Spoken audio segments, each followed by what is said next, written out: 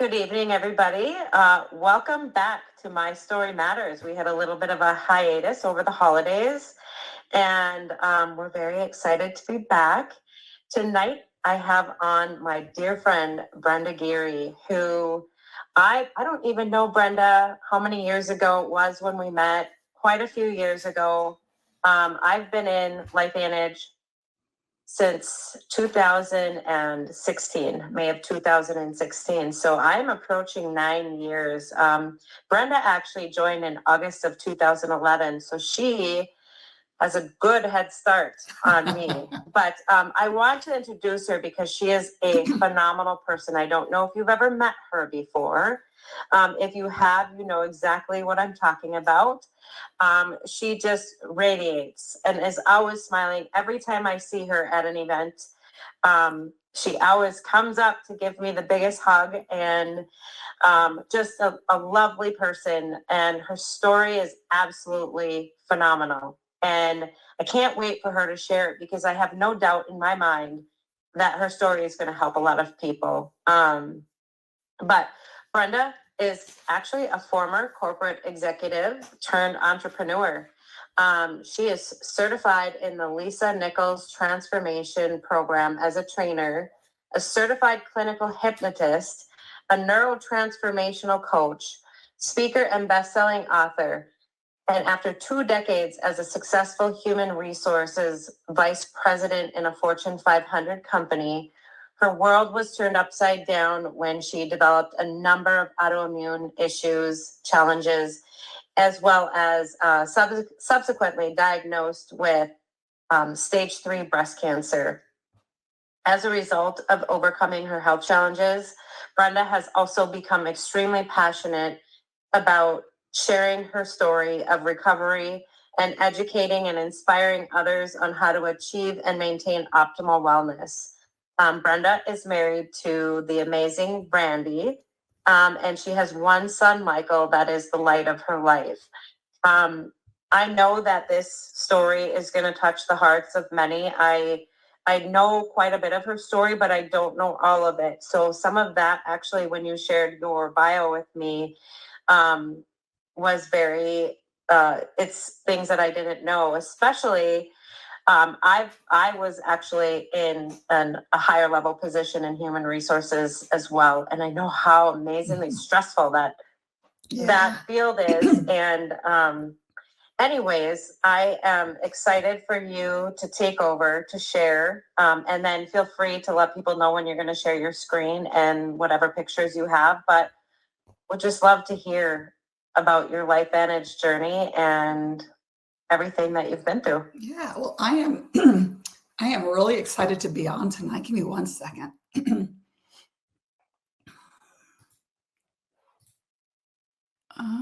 Here we go. I'm really excited to be on this evening, and thank you, Kim, for inviting me. I have, the reason I go up to you when we're at events is because you have inspired me so much. I just think about our stories, and for example, I went back and listened to the gentleman, Jared. Is he the individual that you had really, that you shared his story recently? As I was listening to his story, and I just think about a commonality being that we have a lot of folks that were praying for a solution, and that really has touched me as well. And I know that that's a huge part of my story. So thanks everyone for joining us this evening. So I'll just share a little bit about my story, and then I think toward the end we'll answer, we'll take some questions. But so yeah, I was a high-level VP of HR, and as Kim mentioned, very, very stressful environment. It was a huge company. I won't say the name, but it was very, very, very highly competitive. You were always watching your back. It was actually an iconic company, right? However, you were always watching your back, right? Because of the competition, because of just how competitive it was. And so, I loved what I did.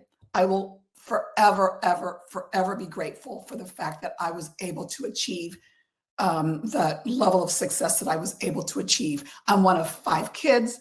I'm an Air Force brat. I'm the only one in my family of 5 kids that went to college. And so that was a huge achievement for myself, right? And so I was passionate about human resources because I love training people. I love seeing people achieve the best that they can achieve. I'm actually also a McDonald's statistic because I was hired at McDonald's when I was 16 years old. And I went up through the ranks. And McDonald's, you guys, is where I got my passion for service. It's where I got my passion for customer service. It's also where I got my passion for just my work ethic, right? And so McDonald's, believe it or not, guys, McDonald's paid for, working at McDonald's paid for my bachelor's degree.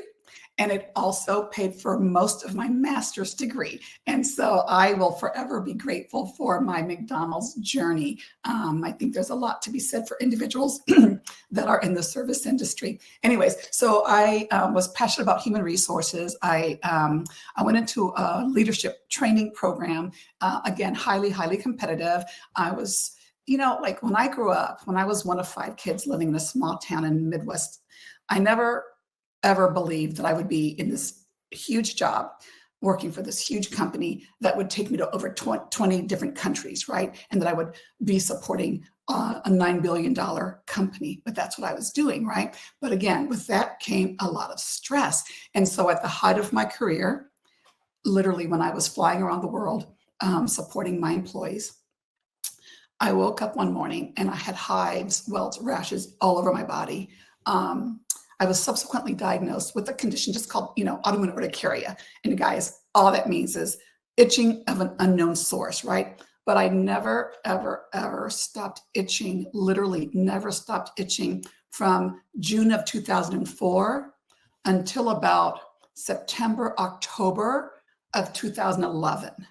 I tell people, imagine being in a bathtub full of fire ants, right? Imagine never ending itching.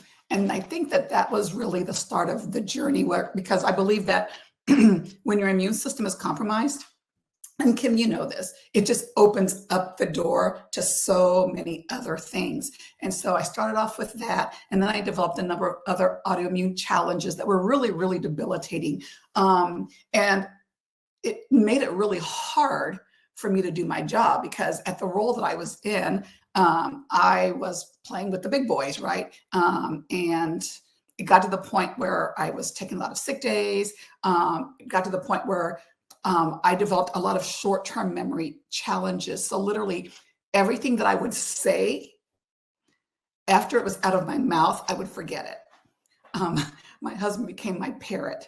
I remember, not being able to retain numbers when I would have conversations with leadership team. I couldn't remember conversations that I was having. And so finally, as a result of the health challenges, I ended up taking medical retirement. The health challenges, for me, and I'm not going to go into, again, as Kim said, we don't make claims that we treat, cure, prevent, or mitigate diseases, right? But the health challenges for me, the side effects were just really, really debilitating. I had chronic pain that never, ever, ever, ever stopped. I remember wearing my clothing inside out, literally would wear my clothing inside out because seams just touching my body hurt. Sitting on a bed hurt my body. And so that was really, really tough. At my sickest, I was in bed 20 hours a day.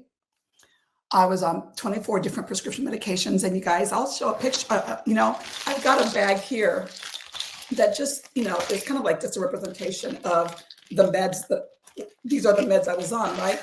And I keep that bag just so that I have a reminder for myself of how far I've come. Because I don't know how many of you guys can relate to this, but have you guys ever been sick and then you're no longer sick, but then you start forgetting what it felt like to be sick, right? Or you tend to forget what the struggle was back then because that's no longer where you are.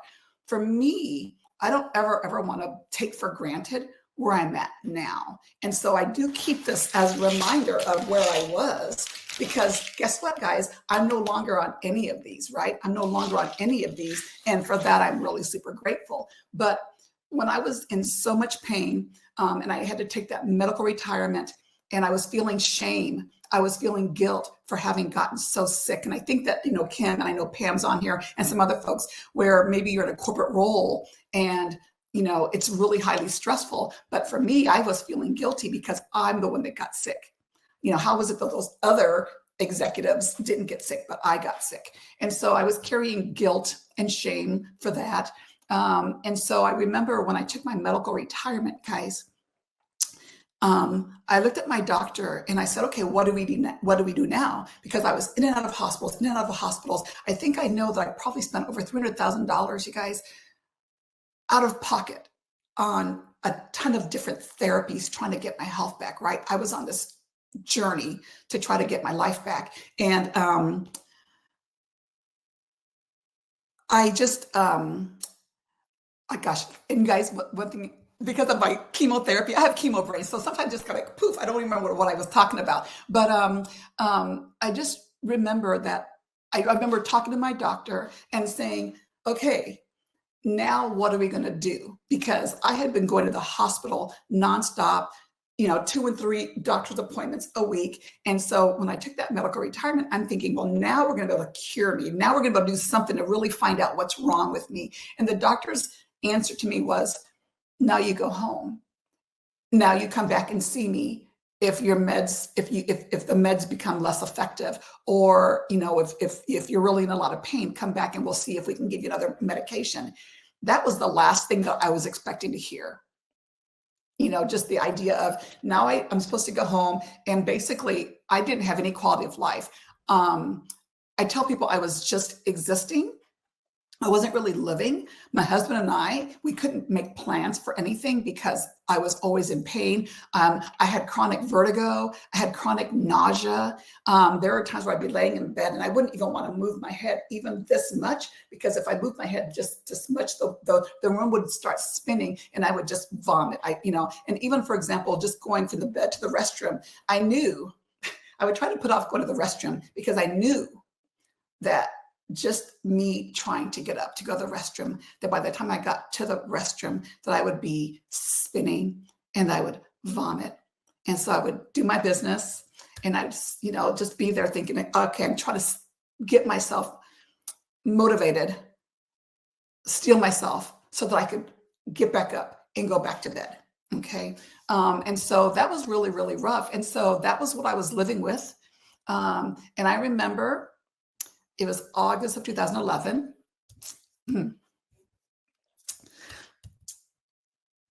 I would negotiate with God, because every day there were different symptoms that were worse than others.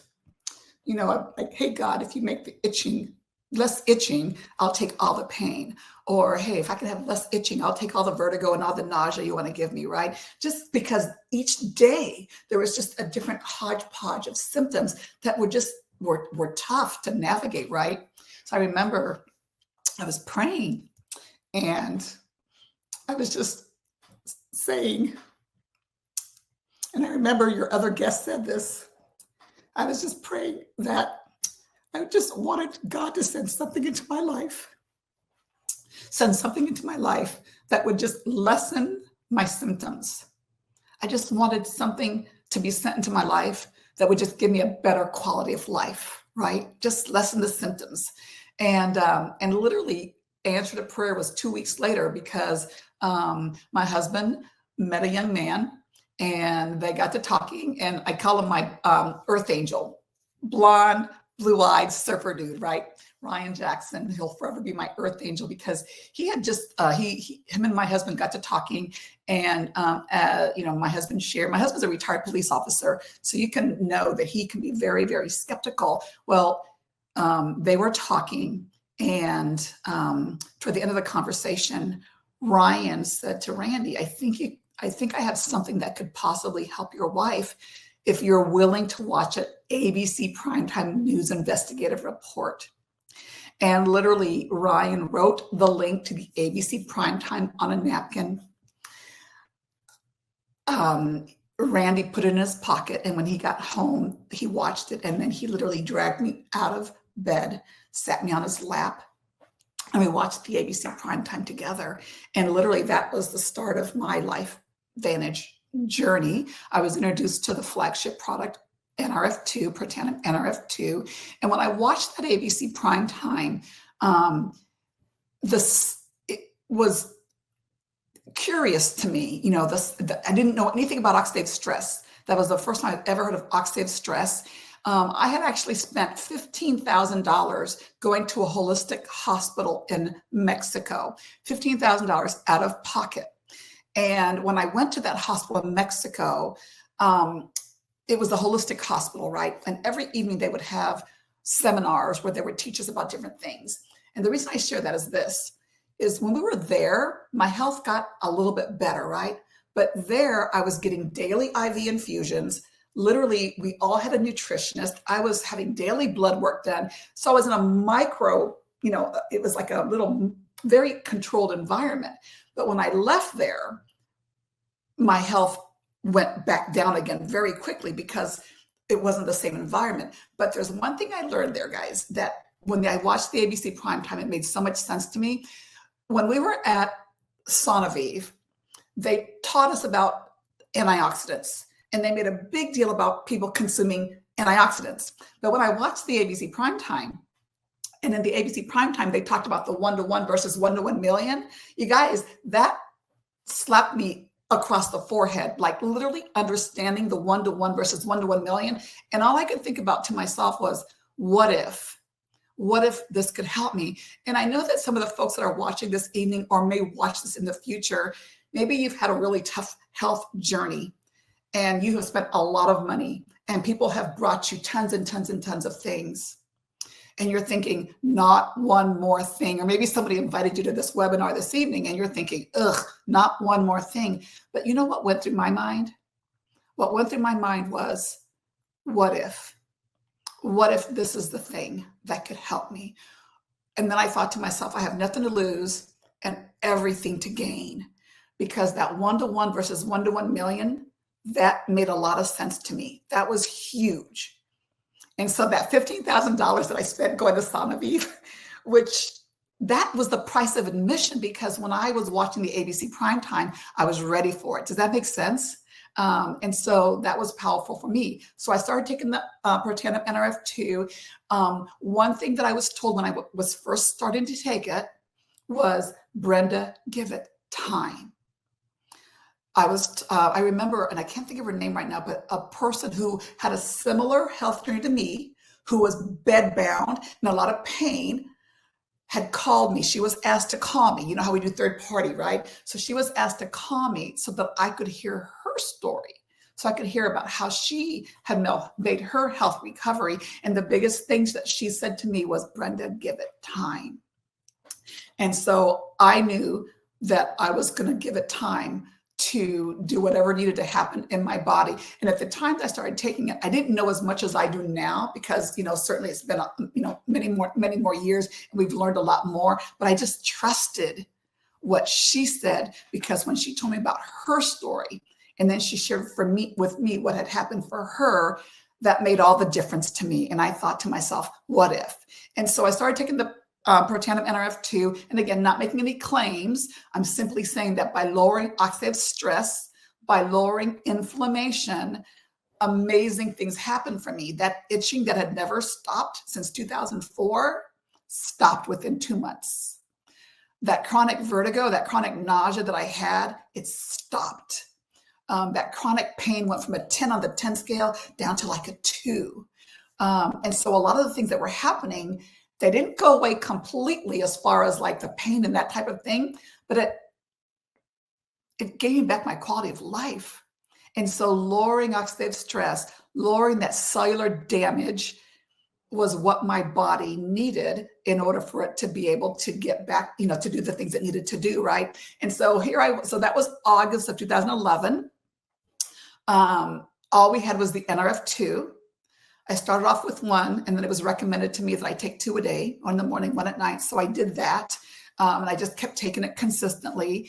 And I felt like I was getting my life back. I was so happy. I actually started, my husband and I, we became consultants. I started networking, and just because I wanted to share what was happening for me with other people.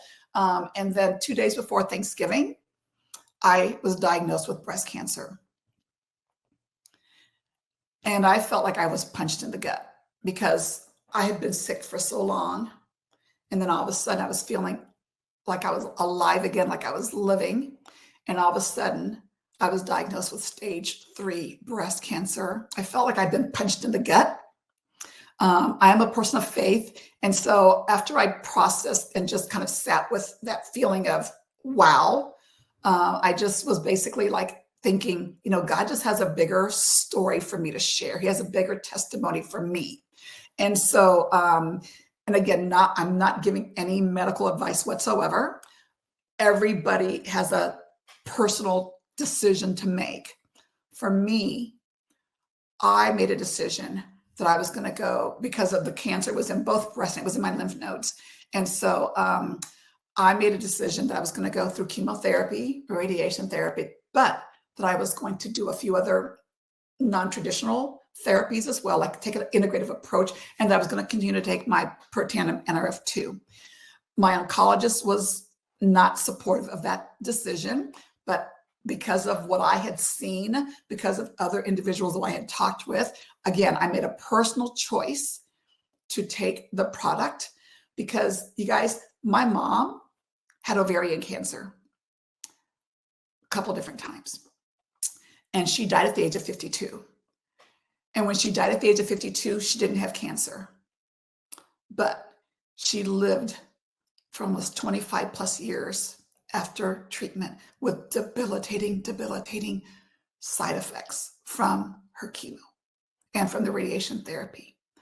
And so for me, because I knew what my mom had experienced, and when we were kids, we watched it. She lived with me toward the, she lived with me for several years, and then she was living with me when she passed away, right? And I saw we were always in and out of the hospital, always in the hospital. And the reason we were always in and out of the hospital was because of her side effects. And so I said to myself, on the other side of chemotherapy, I don't want to have the side effects that so many individuals that go through chemotherapy and radiation have. So again, it was a personal choice for me.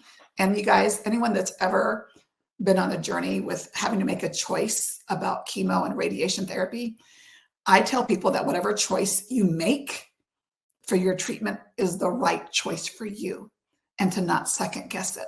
It's not about what somebody else would do, et cetera. It's like whatever choice you make is the right choice for you. So anyways, I did that. I was super healthy during radiation. I mean, it sucked. Don't get me wrong. It felt like I was in a dark cave toward the end. I felt like I was in a dark cave, just barely holding on by my fingernails.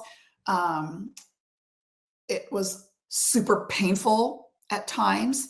I was just holding on toward the very end, just because I was taking the shot that made me feel like I was inside my body, like my bones were tearing up. It literally made me feel like I was like the Hulk, when he makes that transition.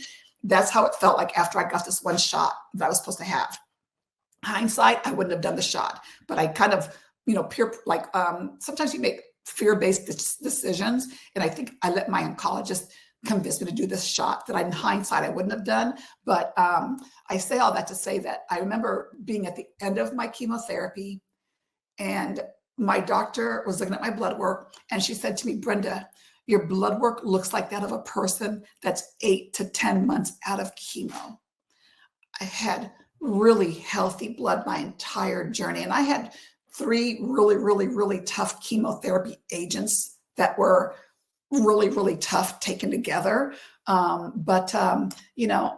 That was 2012 was the year of therapy, and now it's 2025. I had my, I had my mammogram, ultrasound, all my testing done just toward the end of last year. And you guys, I'm super healthy, and I'm active, and I'm living life, right? And so that's my journey, right? And do I still have some challenges? Do I have chemo brain? Do I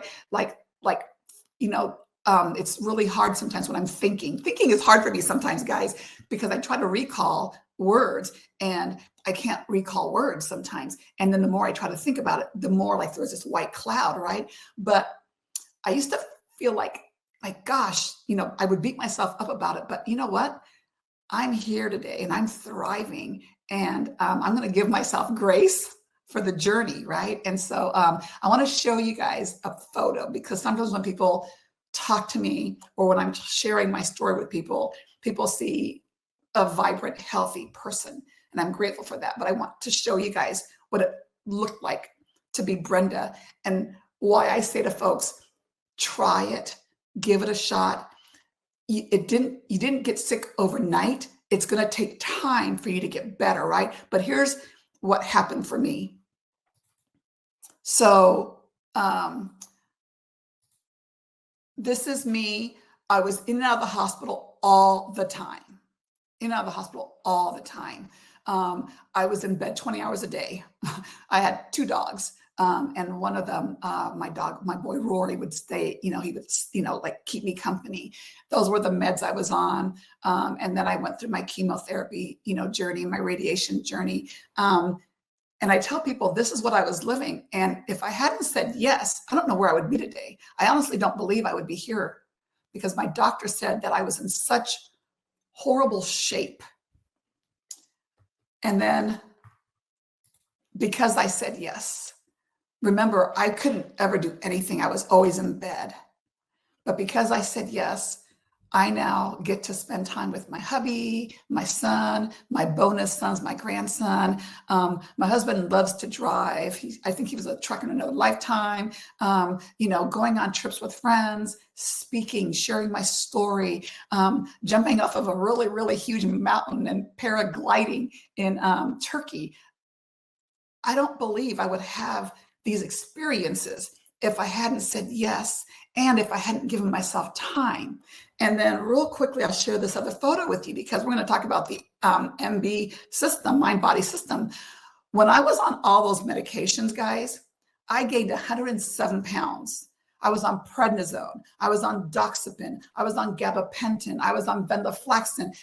All these meds that when you read about the side effects, it says weight gain. So I went from being 130 pounds, 134 pounds, to at my highest weight, I was 242 pounds. So imagine being that person that gained just a ton of weight during my health journey.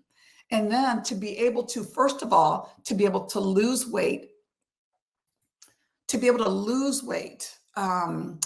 just started working with, I'd started working with Dr. Melody. Many of us that are on this webinar here love her, and she and I started working together to help me reduce weight. So I lost like 55 pounds working with her, and then I kind of got lazy and I got a little bit complacent. And then so when the MB system was coming out, she of course was bound by a non-disclosure agreement. But the only thing, when I knew what was coming, we knew it was weight management, something, she said, Brenda, you're going to love what's coming. She was, it's going to help you to accomplish the rest of your goals. And so that's, And so on the mind body system, I was sharing with Kim before we started the webinar that I haven't lost a ton of weight, but the inches, I've lost a ton of inches. I've lost body fat. I've gained muscle. And I had pulled it up here earlier, but let me just see if I can find it here real quick.